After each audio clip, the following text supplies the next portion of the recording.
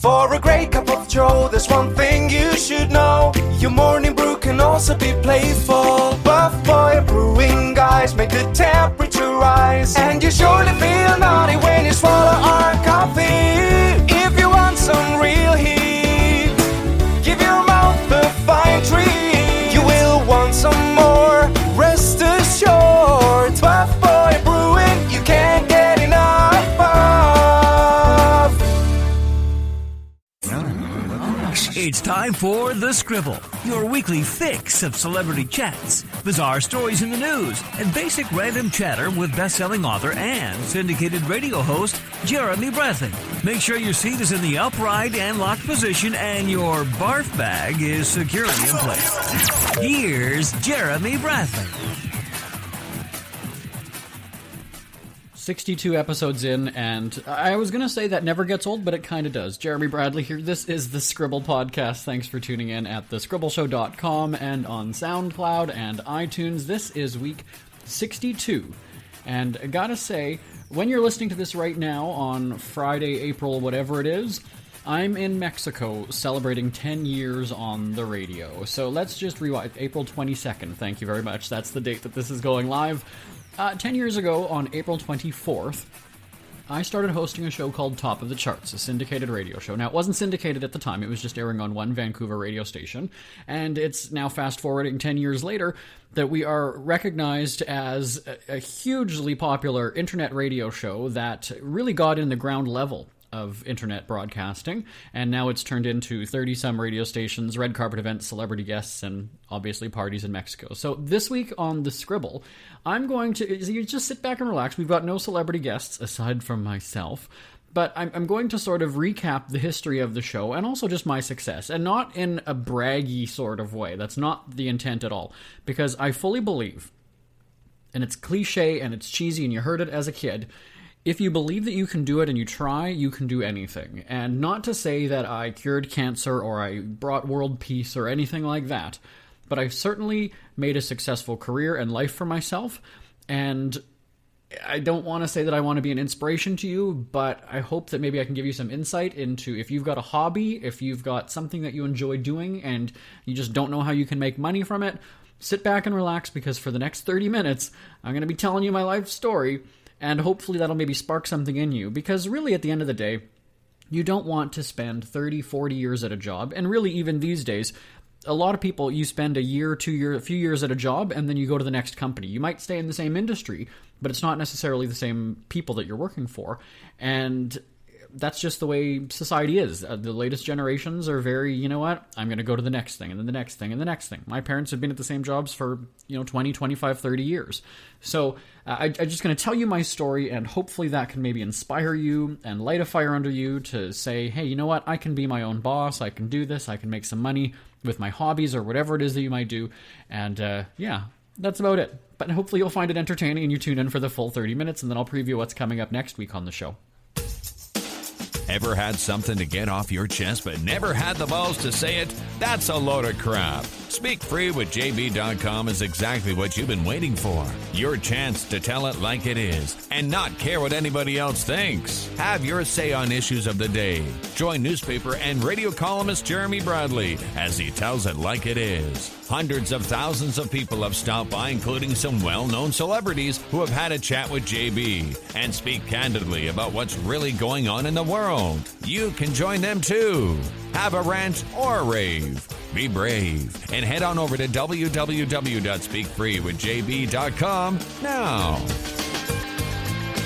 Back here on The Scribble, Jeremy Bradley at the controls. And actually, the Scribble podcast is the latest project from Speak Free Media, which is the company that I own. So let's rewind, because it actually goes back a little bit more than 10 years. It actually goes back about 11 years. I am a proud college dropout, ladies and gentlemen, and it's not that I had no interest in school. I absolutely wanted to be a newspaper reporter from the time I was a kid. In fact, my high school was right across from the Winnipeg Free Press, and I had always wanted to be a reporter at the newspaper. That was my life dream, was work for the Free Press. And I did years later, but I'll get to that in a second. So every time I would leave high school, I would see it from across the field. There's the Free Press. That's my goal. That's what I want to do.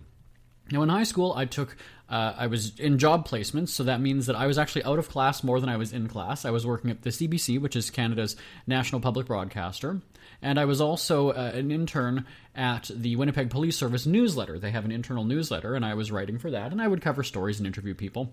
It's funny when I look back at those things that I was writing when I was 17, has my quality changed. So from there, I went into college. I was taking communications, again, taking journalism, broadcasting, advertising, public relations, all that stuff. Now, I didn't want to have student loans. I didn't want to be owing money for the rest of my life like my big brothers were doing. Maybe they've paid them off by now, the student loans, but I don't know. And so I dropped out after my first year. Now, I had every intention of going back to school because, like I said, I knew what I wanted to do, and I figured that education would be what you needed to get into the business. Now, keep in mind, this is before the days of blogging and social media and YouTube, where everybody's a broadcaster, everybody's a writer, when there's a little bit more credibility in terms of journalistic integrity. So I was in school, I dropped out, and then in the meantime, when I was at home in my parents' basement, I wanted to find work in the industry. So I figured that everybody's looking for somebody with a diploma, with work history, with all that kind of stuff, and I'm going to try anyway. And so I started to apply for jobs at newspapers across Canada, keeping in mind that, again, this is before the days of every, possible internet job board and social media and tweeting and all that stuff. So I went to every single newspaper website, and I would write editorial columns, just opinion, commentary stuff, and I would send it to the newspaper. And a lot of times they thought it was a letter to the editor. Again, remember back in the day, that was the only platform that you had to have your opinion heard. Letters to the editor are sort of a dime a dozen now if you go onto Facebook, right? And so a lot of them took that as a letter to the editor. They would not pay me. And then eventually I just said, for pricing of this column or this piece, email me for details. And a couple of them offered to pay a couple times, but every week I would just do this. I found about 600 email addresses for newspapers across Canada, community little papers, nothing major. Well, actually all of the papers, all of the big papers in the country too.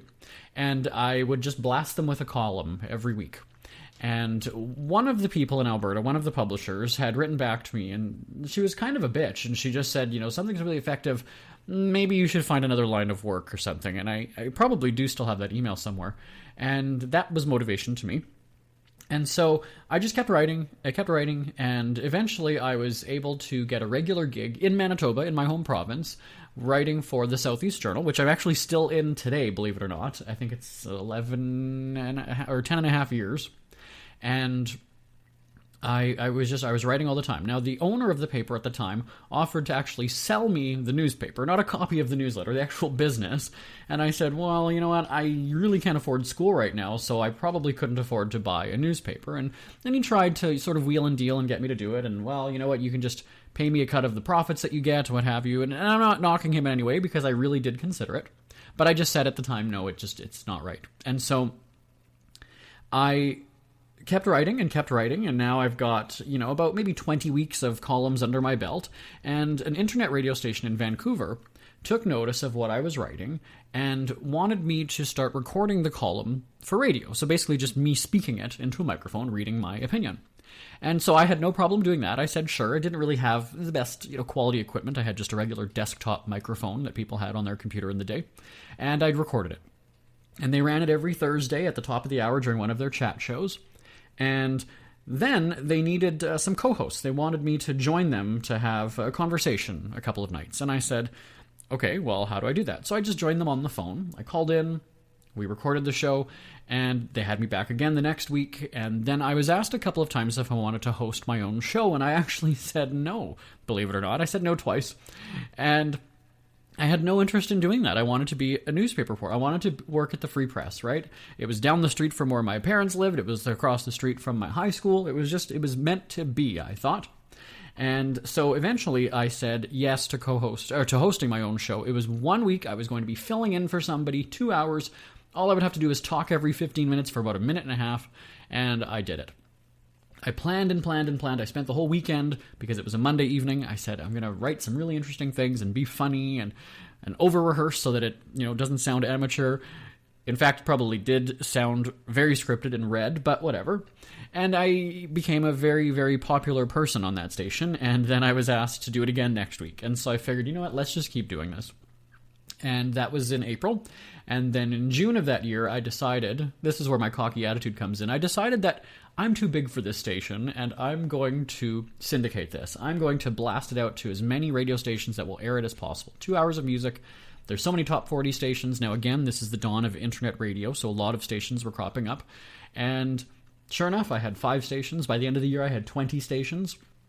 And I looked at it as a business all the time. So many of these stations were out there, and they were asking for donations. They touted being commercial-free, right?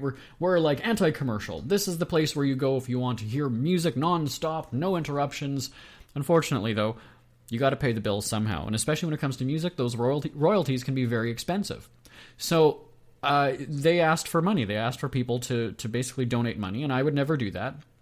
And I started to sell commercial time on my own show. So here I am in a parent's basement, reaching out to companies going, you know what? I'm on internet radio, which at the time was laughed at because it's not a credible source, right? This is just it's streaming online. Oh, whatever. It's really nothing. Little did they know that years later it would become a big thing. And so I looked at it as a business always. And then eventually I, as the weeks were going on, as the years went on, a couple of years had gone by, I've always kind of tried to up it, right? I got to up your game. What am I going to do this time? How am I going to make it interesting and fun? So I started to make fun of celebrities. I started to, like the opening monologue of the Tonight Show and Late Show, whatever it is. You tell a story about a celebrity, and then you have the punchline, and you make your joke, and that's that. So I would do that. I'd take stories in the news, do an entertainment segment, and then I thought, what about celebrity interviews? Like, this could be cool to try to reach out and have celebrity guests on my show. I am definitely not starstruck. I am not all about the rich and famous. I'm not a fan of so-and-so. I don't think that so-and-so's gorgeous and great and I've got to meet them. Not like that at all. So that would be a bit of irony if I was to start interviewing these celebrities, because for the longest time I was making fun of them. So it was difficult being in Canada, not really having any sort of credibility to your name when it comes to entertainment reporting. And I reached out to local celebrities in Canada, and that was Hal Johnson from Body Break. Canadians probably know who that is. And also MC Mario, who's a famous DJ from Quebec. He was one of my first guests, one of my celebrity guests. At the time, Hal Sparks also was on Queer as Folk, and then Survival of the Richest was a reality show that he was hosting. He came on, and when I had these celebrity interviews, I was just thrilled to have somebody on the phone that the interview went about 45 minutes, almost an hour, just because I thought, this is incredible. I'm going to get as much out of them as possible. And you know what, I should ask them what they thought about it, because when you do these interviews, it's usually like 10, 15 minutes, and then that's about it. Now with our radio show, we tape about 8 minutes, and then we're gone.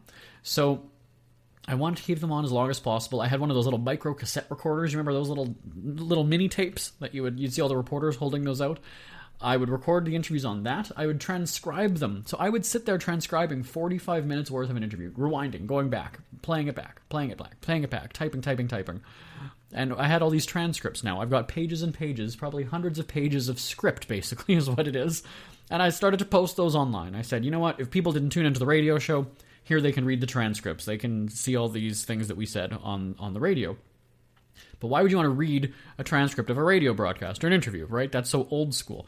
Remember back in the day on TV shows, you could order the transcript of the talk show or the news broadcast, whatever it is?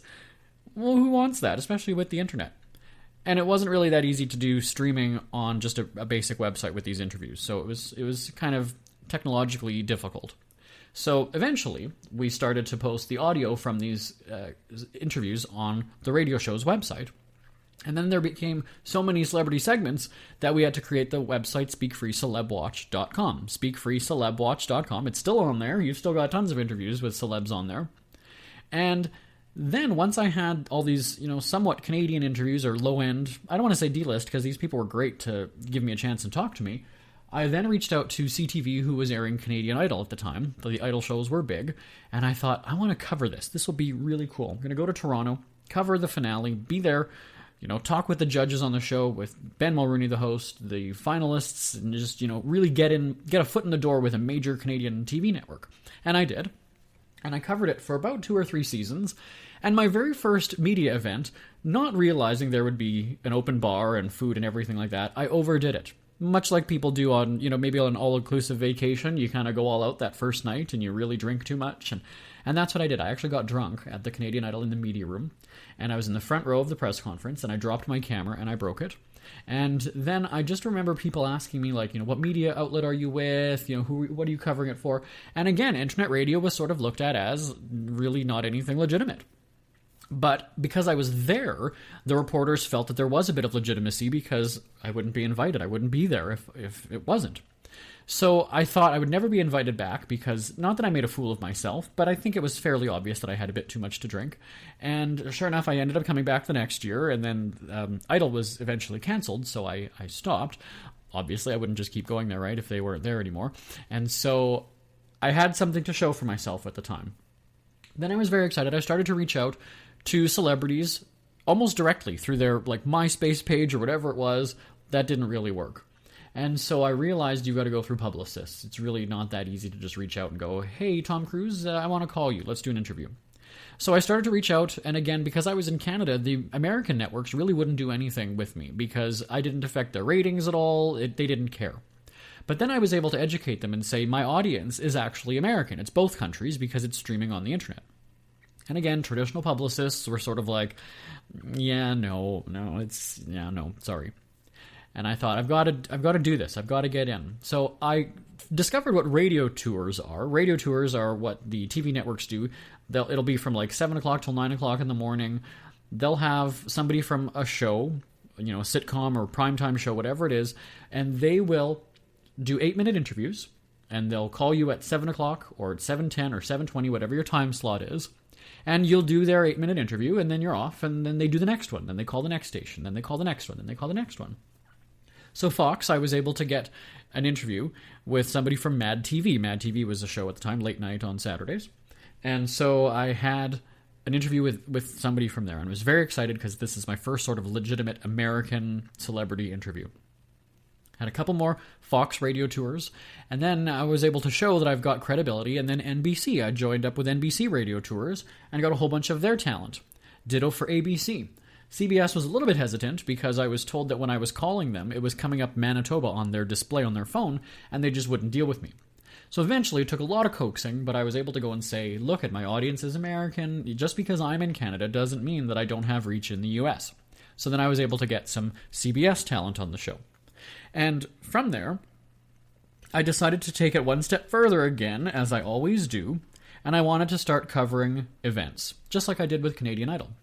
But on a bigger scale, because now this is NBC, this is Fox, this is ABC, what have you. And so I started to cover the America's Got Talent finale in California before they moved it over to New York when Howard Stern was on the show. And then I also covered the TV Land Awards, which actually coincidentally on Facebook had told me that it was 5 years ago last weekend that I was in New York for the TV Land Awards. Again, had a little bit too much to drink even before I got to the event, but I was nervous because I was going to be sitting in the audience for this. This wasn't just I was on the red carpet and then stuck in a basement in the media room. I was going to be part of the audience, sitting with all of these people watching the TV Land Awards. So I got drunk, made sort of a fool of myself. Again, to me, I can't really listen to the interviews just because I know that I'm drunk and it's awkward for me, but I didn't cause a scene. There was no incident.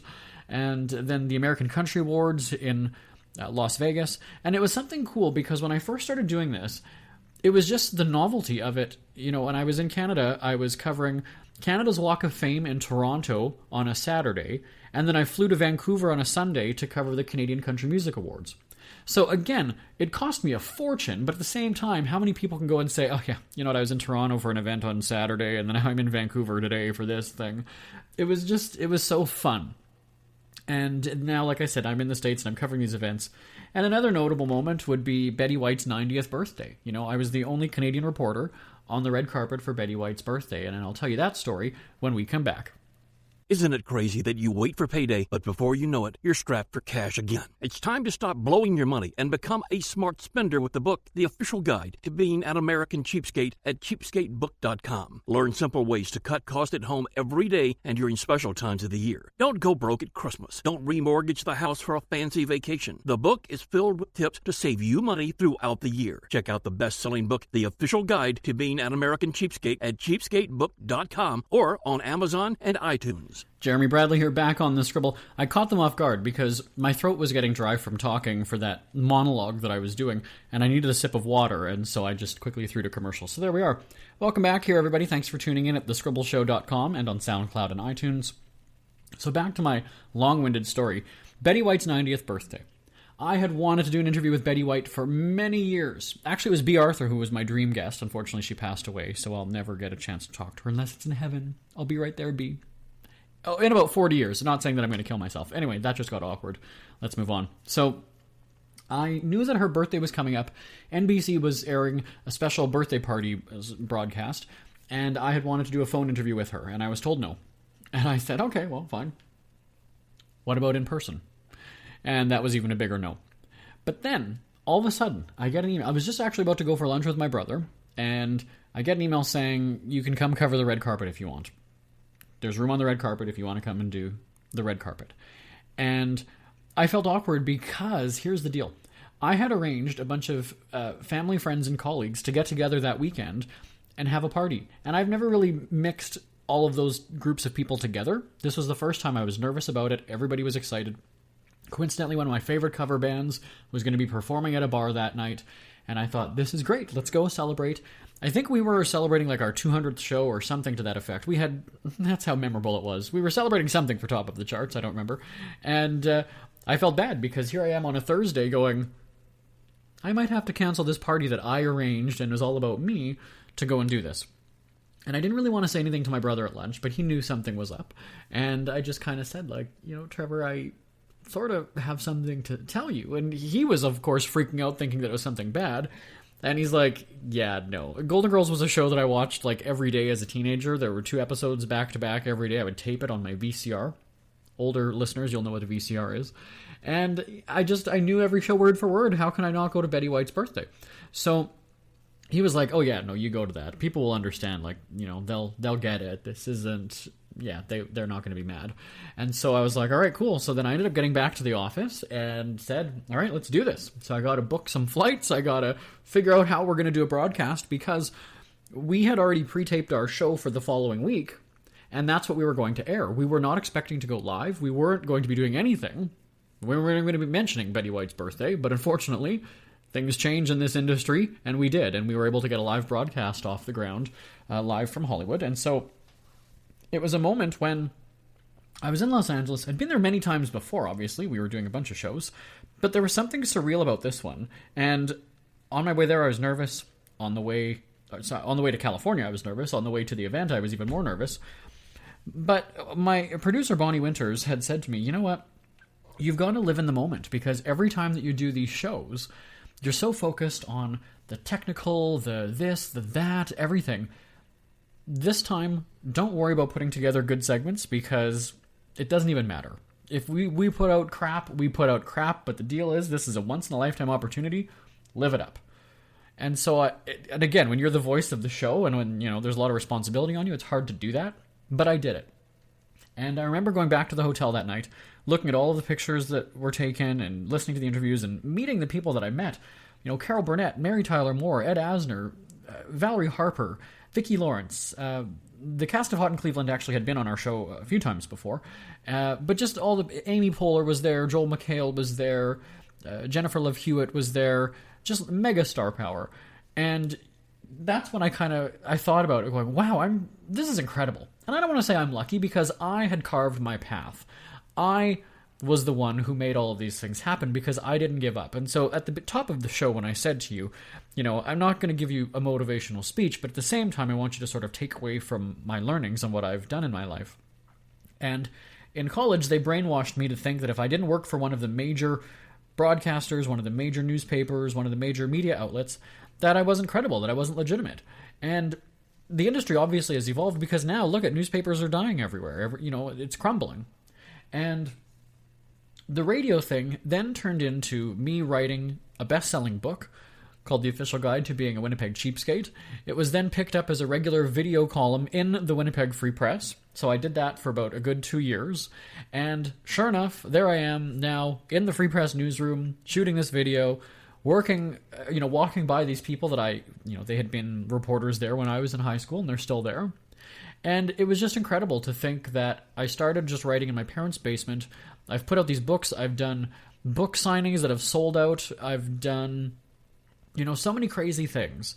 And now this podcast, everything sort of spun off into all of these other projects, and it's so incredibly fascinating to think back to the past 10 years. And, you put some emphasis on it. If I were to look back and say April 24th, 2006, I was living in my parents' basement. I didn't have a house. I didn't have the 2 dogs that I have.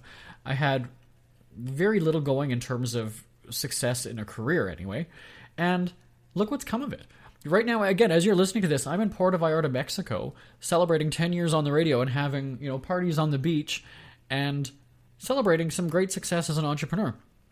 And I think that, not that I had this big strategy that I had it mapped out and said, okay, by year 2, I'm going to be doing this. By year 4, I'm going to be doing this. By year 6, I'm going to be doing this. But I took creativity and, marketed myself. Do I have a degree in broadcasting and communications and creative writing and journalism and whatever? No, I don't. But at the same time, I've been able to market myself. When I look at these books that I put out, normally you have to have a literary agent. Those are hard to come by because, they have everybody throwing themselves at them because writers are a dime a dozen. Everybody's a writer nowadays. And you get a Dear Author form letter, so you get rejection after rejection. I did that with the first book I wrote. 200 literary agents all turned me down. Sometimes they would write back 6 months later, my book's already out on Amazon or whatever it was. But with Winnipeg Cheapskate, I was able to generate buzz for this book around the city before it was even in stores. I'd written this book, I had media contacts, so I had reached out, I was appearing on their morning shows and every TV station, radio station, newspaper, and now everybody in the city wants this book because I'm talking about it. So now people are going to the stores and asking for it, and nobody has it, which is perfect. So now I can take all of those media clippings, all of that segment on TV, all of that radio interview, all of that TV or that newspaper reporting, and take that to Costco, take that to Walmart, take that to the big companies and say, the city is buzzing about this book, you need to carry it. So rather than doing a literary agent who then would shop it around to a book publisher, who would then publish it and get it into stores maybe 2 years later, and at that point you're making about 60 cents a book, by the way. Authors aren't making a ton of money. Unless you get a huge advance and you're a big successful author already, you're not getting a big advance from these places. You lose control of it. You don't have really a say in what happens on the cover in terms of editing, how it's promoted. So I jumped all of those steps, and I'm dealing with the buyers at Costco, at Walmart, and I'm getting my book in the stores. And then it's selling out because I'm doing more and more publicity for it, and I'm getting more and more screen time and face time for it. And that's just how I did it. Is it the best written book? No, it's not. Was it smartly marketed and promoted? Absolutely. And I think that, in generating that buzz and in having, making the right decisions, I made some really bad decisions. The first book that I put out, it was a flop. You learn from that, right? You come back, you take back, you redevelop your plan, and then you go and you do it. And so that's how I was able to do a best-selling book that people are still talking about. And people, when I go around Winnipeg, people still know me as Winnipeg Cheapskate. The book was written about 4 years ago. And again, all of these projects, it seems like it was from one step to the next to the next. The newspaper column turned into the radio show because a radio station had heard it, right? And then the celebrity interviews and all that stuff kind of turned into the red carpet coverage. And then now the travel tourism broadcasts. I figured, you know what? I love to travel. I love to go and do all these things. The first couple times we did it, we went to Orlando. I paid for everything. I paid for the flights. I paid for the hotel. I did all that stuff. And now I have these working relationships with a bunch of tourism boards and local hotels and marketing people that we don't pay for. We're basically paid to go on vacation now, which is sort of exciting and fun.